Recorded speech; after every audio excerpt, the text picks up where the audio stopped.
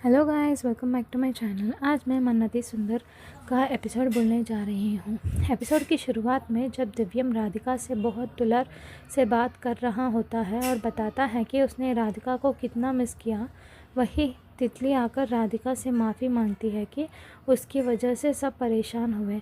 तितली कहती है कि उसने राधिका के सर पर चोट लगते देखी थी, पर वो डर के मारे वहाँ से चली गई। राधिका उसे माफ़ कर देती है और कहती है कि जो कुछ होता है भगवान की मर्ज़ी से होता है।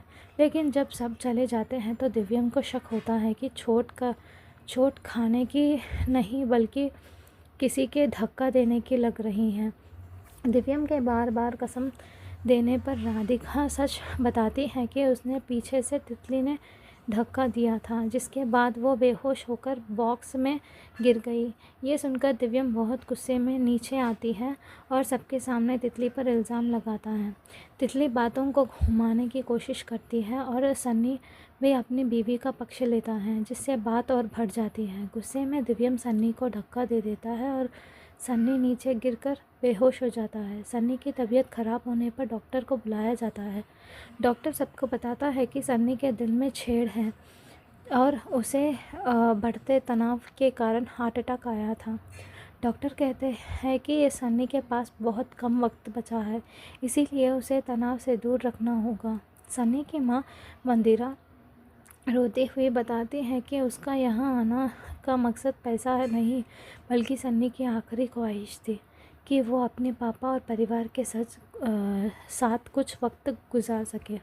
ये सब सुनकर दिव्यम का गुस्सा शांत नहीं होता और वो घर छोड़कर जाने लगता है, क्योंकि वो पापा के इस दूसरे परिवार को स्वीकार नहीं कर पा रहा था। लेकिन उसकी माँ सुजाता और राधिका उसे रोकती है। माँ के कहने पर दिव्यम रुक जाता है, पर वह अपने पापा से कहता है कि आज के बाद उनका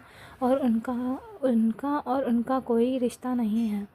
इसके बाद सुजाता राधिका पर गुस्सा करती है कि तितली और पुरानी बातें सबके सामने क्यों बताई, जिससे घर में इतना बड़ा बवाल खड़ा हो गया। थोड़ी देर बाद राधिका देखती है कि दिव्यम बाइक के हेलमेट लेकर बाहर जा रहा है। वो डर जाती है कि कहीं दिव्यम घर छोड़कर तो नहीं जा रहा, इसीलिए वो बाइक के आगे खड़ी हो जाती है और हेलमेट पकड़ लेती है। दिव्यम उसे बताता है कि वो घर छोड़कर नहीं जा रहा, बस ना अपना मूड ठीक करने थोड़ी देर घूमने जा रहा है।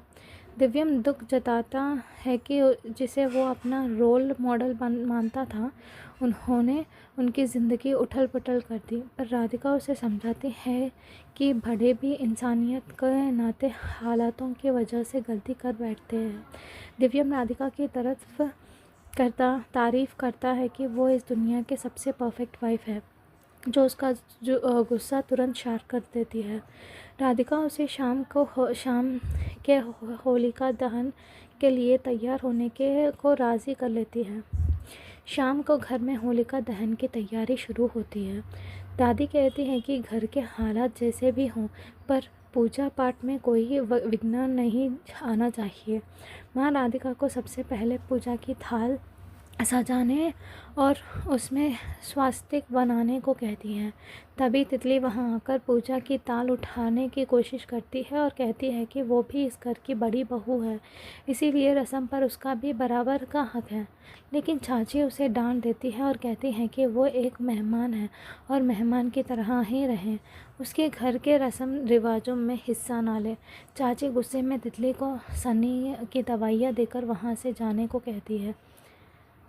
अंत में परिवार के सभी लोग मिलकर होलिका दहन की पूजा करते हैं और अग्नि प्रज्वलित करते हैं। दादी सबको होलिका दहन का महत्व समझाती हैं कि इस अग्नि में अपनी बुरी भावनाओं और घमंड को जलाकर भस्म कर देना चाहिए और अच्छे मन से नए कल की शुरुआत करनी चाहिए। राधिका दिल ही दिल में प्रार्थना करते हैं कि घर का सारा तनाव इस अग्नि में भस्म हो जाए और खुशियाँ लौट आए। अब अगला एपिसोड में क्या होने वाला है वो देखा जाएगा। तब तक please wait, watch and subscribe. Thank you so much.